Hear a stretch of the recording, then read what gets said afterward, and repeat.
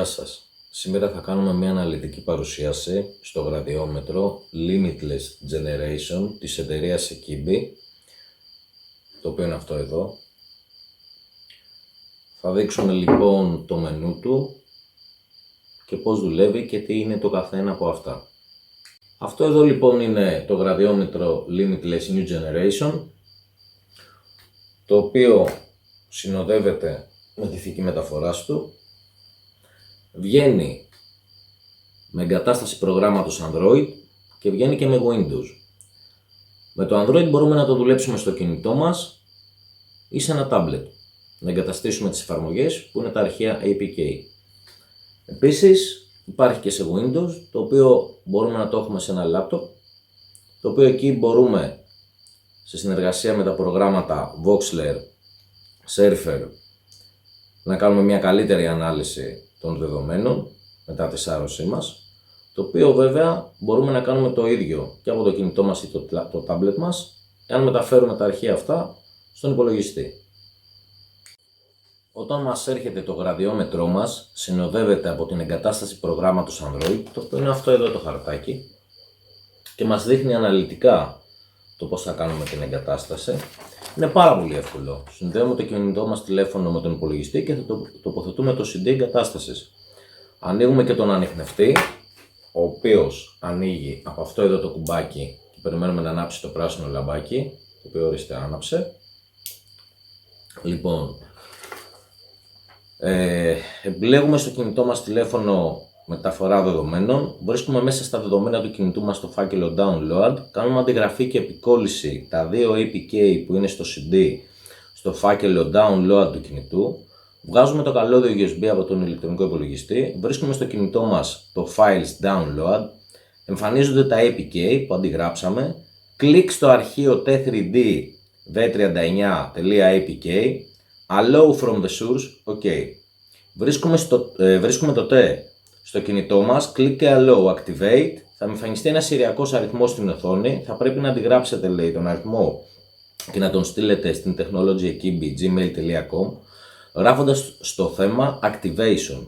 Αφού στείλετε το email εντός 24 ώρων θα σας σταλθεί ένα δεύτερο email από την εταιρεία, αυτό μπορεί να αλλάξει, μπορεί να είναι από 1 δευτερόλεπτο έως και 10 ώρες λόγω υπερβολικής δουλειάς. Ανοίγουμε το Bluetooth της συσκευής και ανοίγουμε και τον ανιχνευτή. Βρίσκουμε το T και βάζουμε τον κωδικό 7539 στο Bluetooth αυτό. OK, πατάμε στο T Activate και πληκτρολογούμε τον κωδικό της Ekibi και OK, ο οποίος είναι μοναδικός επειδή το έχω κάνει εγώ για το κάθε γραδιόμετρο. Λοιπόν, εφόσον έχει καταχωρηθεί σωστά, μπορούμε να ανεβάσουμε το αρχείο T3D for APK. Το συγκεκριμένο αρχείο θα ενεργοποιηθεί αυτόματα από το πρώτο πρόγραμμα που εγκαταστήσαμε και τεστάρουμε το πρόγραμμα. Δηλαδή με λίγα λόγια θέλει να μας πει όταν θα βάλουμε την πρώτη εφαρμογή, τη λευκή, μετέπειτα εφόσον θα πατήσουμε και θα κάνουμε εγκατάσταση, θα κάνουμε και τη μαύρη, το μαύρο εικονίδιο δηλαδή, το T3D. Οπότε είμαστε έτοιμοι για αναζήτηση και περιπέτεια. Λοιπόν, κάθε φορά που θέλουμε να πάμε στο πεδίο της έρευνας και βρισκόμαστε στο επιθυμητό πεδίο που θέλουμε να κάνουμε τα σκαναρίσματά μας, να θυμάστε, ανοίγουμε πάντα πρώτα τον ανιχνευτή μας από εδώ. Είπαμε το κουμπάκι και περιμένουμε να ανάψει το πράσινο λαμπάκι. Ανοίγουμε τα Bluetooth στο κινητό μας, το βρίσκει και κάνουμε ζεύξη. Το κάνει αυτόματα.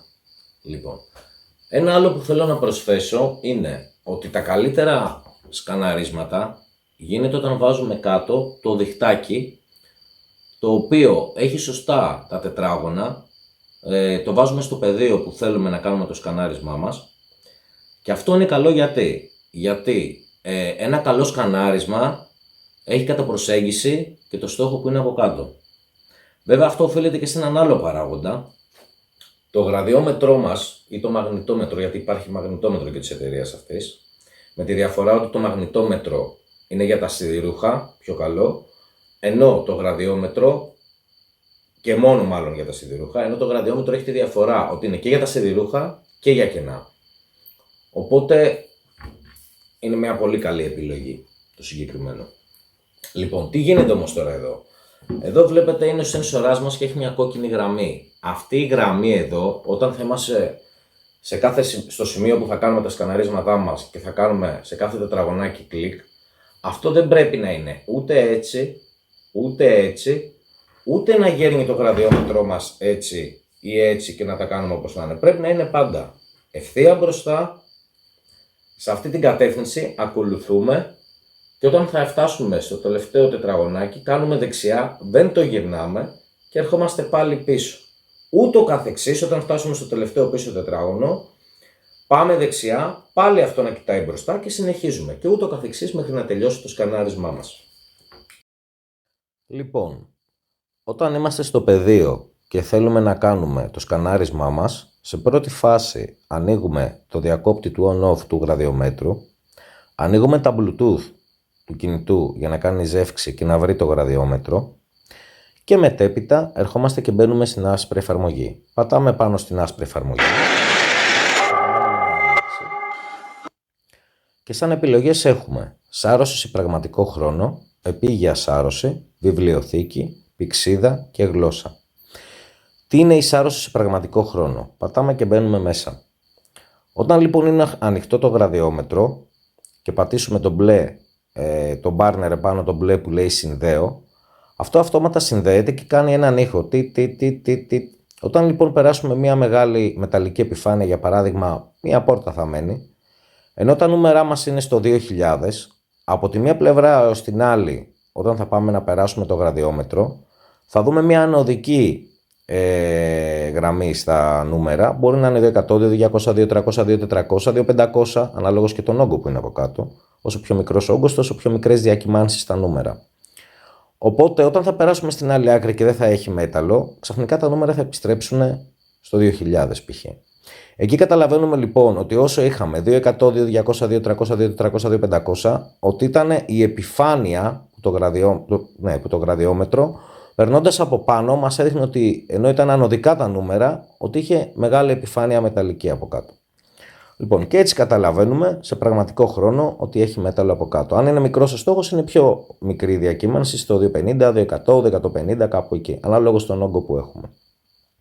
Γυρνώντας πίσω, έχουμε τη βιβλιοθήκη, την οποία και πατάμε και μπαίνουμε. Εκεί λοιπόν αποθηκεύονται τα σκαναρίσματά μας και υπάρχουν εκεί για να τα επεξεργαστούμε αργότερα στο σπίτι μας, όταν θέλουμε, ή στον υπολογιστή, τα αρχεία για να τα βάλουμε σε προγράμματα Voxler και Surfer, ώστε να έχουμε καλύτερη απεικόνηση και περισσότερα φίλτρα για να τα επεξεργαστούμε. Πηγαίνοντας πίσω έχουμε την πηξίδα, επίσης έχουμε τη γλώσσα και έχουμε και την επίγεια σάρωση. Εδώ λοιπόν, μπαίνοντας μέσα, πάνω βλέπουμε ένα συν. Πατάμε το συν, βλέπουμε εκεί που λέει M1, μέθοδος σάρωσης, Note, μέγεθος τα βήματα, πλάτος, ύψος, αριθμός βημάτων, αριθμός διαδρομών.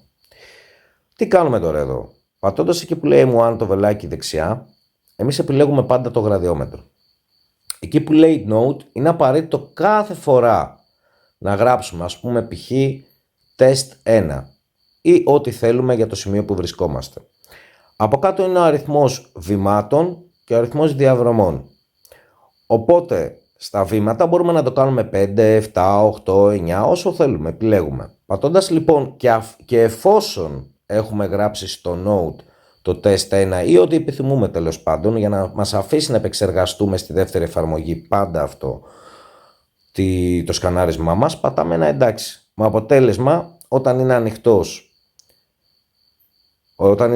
ο ανιχνευτής, να είναι έτοιμο και να σας λέει πάρτε δείγμα. Λοιπόν, οπότε όταν κάνουμε τη δειγματοληψία,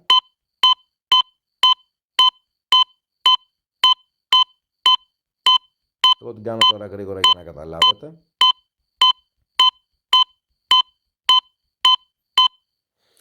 Είναι έτοιμο και έχει το πλέγμα για τις τιμές του.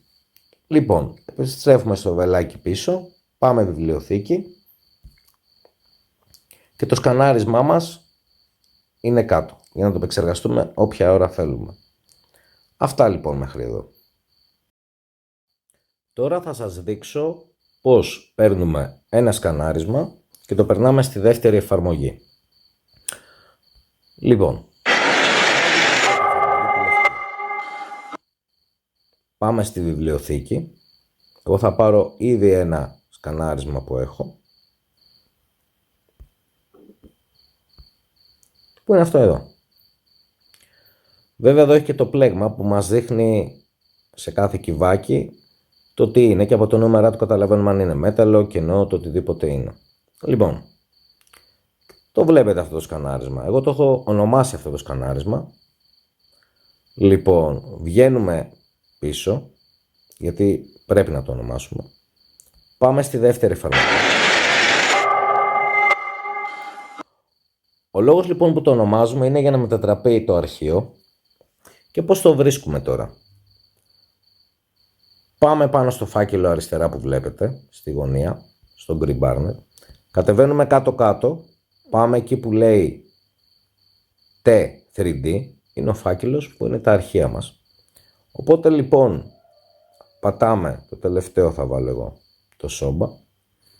Λοιπόν, εδώ λοιπόν βλέπουμε το στόχο μας, βλέπουμε ότι είναι σιδηρούχο, επάνω όμως στο 1793 το κυβάκι ακριβώς και γύρω τις πιο χαμηλές τιμές, επάνω λοιπόν γράφει ένα vol. Εάν πατήσουμε το vol, περιμένουμε, μας μετατρέπει το αρχείο, το μικραίνουμε και μπορούμε να το επεξεργαστούμε. Γυρνώντας το,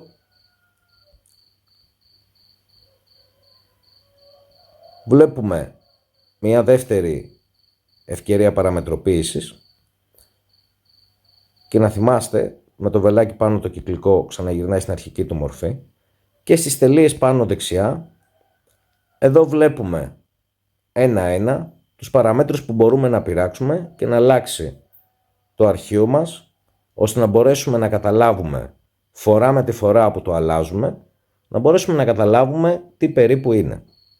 Βέβαια σε αυτό μας δείχνει και το ύψος και το βάθος, τα οποία θα σας δείξω σε λίγο. Περνώντας λοιπόν το αρχείο που πάντα σε κάθε σκανάρισμά μας θα έχουμε ονομάσει με το όνομα που επιθυμούμε εμείς, για να μπορούμε έτσι να το περάσουμε στη δεύτερη εφαρμογή, τη μαύρη, και να το επεξεργαστούμε καλύτερα με περισσότερους παραμέτρους και φίλτρα. Εάν δεν το κατονομάσουμε, είναι αδύνατον να περάσει στη δεύτερη εφαρμογή και θα απορούμε γιατί δεν το βάζει. Στη δεύτερη εφαρμογή έχουμε πολύ περισσότερες δυνατότητες. Εκεί το αρχείο CSV μπορούμε να το επεξεργαστούμε καλύτερα. Επίσης μπορούμε να δούμε, έχει δύο άξονες, το ύψος, το πλάτος και με το πλέγμα το βάθος.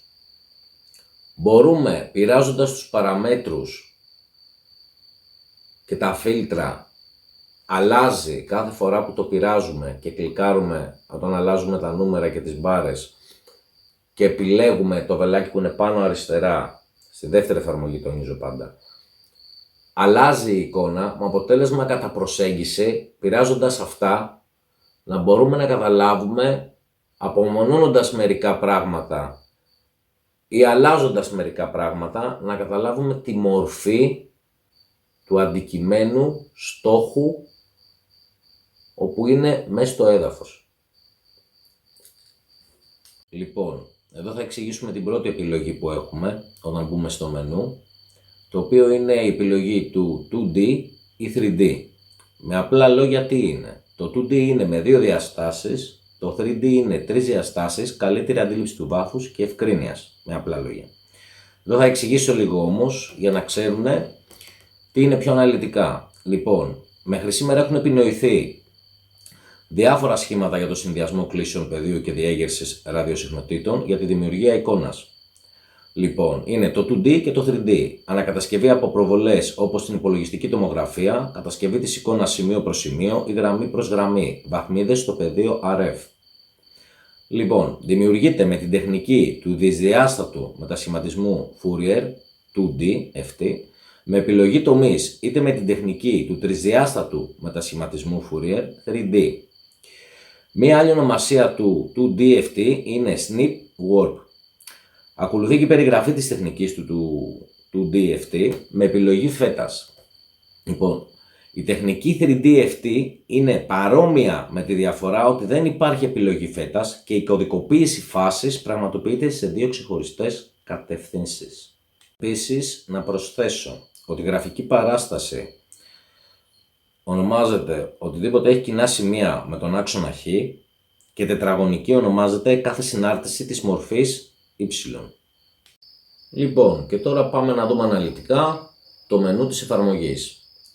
Όταν θα μπούμε λοιπόν στη λευκή εφαρμογή θα συναντήσουμε το πρώτο εικονίδιο που είναι το ανενεργό ή ενεργό 2D ή 3D, το οποίο είναι το 2D οι δύο διαστάσεις, είναι μια επίπεδη επιφάνεια που μπορούμε να δούμε το σκανάρισμά μας και τα δεδομένα μας, και το 3D όταν το ενεργοποιούμε είναι οι τρεις διαστάσεις, καλύτερη αντίληψη του βάθους και της ευκρίνειας, βλέποντας και τις ανομαλίες του στόχου, τις καμπύλες, γενικά τους χρωματισμούς.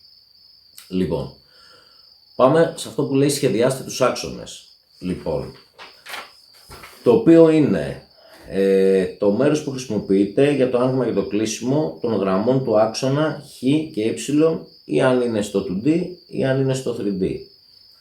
Μετέπειτα πάμε στο πλέγμα, το οποίο γράφεται η αριθμητική τιμή της αντίστοιχης περιοχής σε κάθε πλαίσιο. Αυτό τι είναι με απλά λαϊκά? Ότι σε κάθε τετραγωνάκι που έχουμε κλικάρει θα μας βγάλει κάποια νούμερα.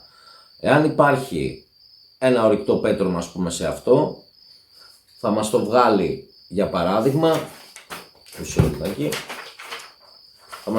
παράδειγμα, μεταξύ 0, 3 έως 4. Λοιπόν, εάν είναι κάτι που είναι σε κτίριο, τυχείο, κατασκευή πετρόχτιστη, θα μας το βγάλει μεταξύ 4, 7 και 8. Αν είναι μέταλλο θα μας το βγάλει από το 7 και πάνω, 7,80, 8, 9, 9 και 10, 10 και ούτω καθεξής. Οτιδήποτε είναι πάνω από αυτό είναι μέταλλο. Λοιπόν, μετέπειτα πάμε στην κάμερα. Εκεί μπορούμε όταν είναι ενεργοποιημένη και ενώ έχουμε ζουμάρει το σκανάρισμα, μπορούμε να θέλουμε να σκανάρουμε κάποιο συγκεκριμένο σημείο, να το φωτογραφίσουμε, οπότε το ζουμάρουμε και το φωτογραφίζουμε για να το επεξεργαστούμε καλύτερα. Μετά πάμε στον τύπο παρεμβολής. Αυτό επιλέγεται και ενεργοποιείται καλύτερα. Η προβολή με αυτόν τον τρόπο, η φόρμα εξετάζεται σε διαφορετικές μορφές. Έχει άλλες παραμέτρους. Λοιπόν, πάμε στο αντανακλάσεις ύψους, specular heights που λέει, το οποίο αυτή η ενότητα είναι όπου η φωτεινότητα ενεργοποιείται και απενεργοποιείται, έτσι ώστε η ανίχνευση, το σκανάρισμα δηλαδή, να φαίνεται καλύτερα. Μετά πάμε στη διαφανής λειτουργία. Αυτό το μέρος είναι όπου η διαφάνεια της εικόνας που λήφθηκε, το σκανάρισμα δηλαδή, είναι ενεργοποιημένη και απενεργοποιημένη όταν γυρίζει η κάμερα. Επίσης ήθελα να προσθέσω κάτι. Το πρώτο πράγμα που πρέπει να σημειωθεί στην ερμηνεία δεδομένων είναι ότι οποιοδήποτε χρώμα δεν αντιπροσωπεύει τίποτα, και εννοώ με τιμή επάνω με νούμερα, η κόκκινη δομή είναι πολύ παραπλανητική, όπως και το μπλε διάστημα, εξής το ίδιο, αλλά είναι εντελώς ψευδές όταν δεν υπάρχουν τιμές επάνω, νούμερα δηλαδή. Στην ερμηνεία οι διαφορές χρώματος από μόνες τους δεν σημαίνουν κάτι. Οι αντιλήψεις πρέπει να ερμηνεύονται ως θετικές και αρνητικές ανομαλίες. Οι θετικές αντιλήψεις ευθυγραμμίζονται με τα χρώματα στη δεξιά πλευρά της κλίμακας χρώματος και οι αρνητικές αντιλήψεις ευθυγραμμίζονται με τα χρώματα στην αριστερή πλευρά της κλίμακας χρώματος. Η υψηλότερη ανίχνευση είναι το δεξί περισσότερο χρώμα, η χαμηλότερη ανίχνευση είναι το αριστερό. Εδώ βλέπουμε το σκανάρισμά μας με τα νούμερα, τα οποία αυτά νούμερα είναι εκεί που είναι κατά κόκκινο, το 1793 είναι μέταλλο, οπότε είναι πάνω από το 780, το οποίο μας δηλώνει ότι είναι μέταλλο. Πηγαίνοντας πάνω δεξιά στις τελείες όμως, επειδή θέλουμε να δούμε σε ποιο βάθος είναι η υψηλότερη κορυφή του, πατάμε τις τρεις τελείες,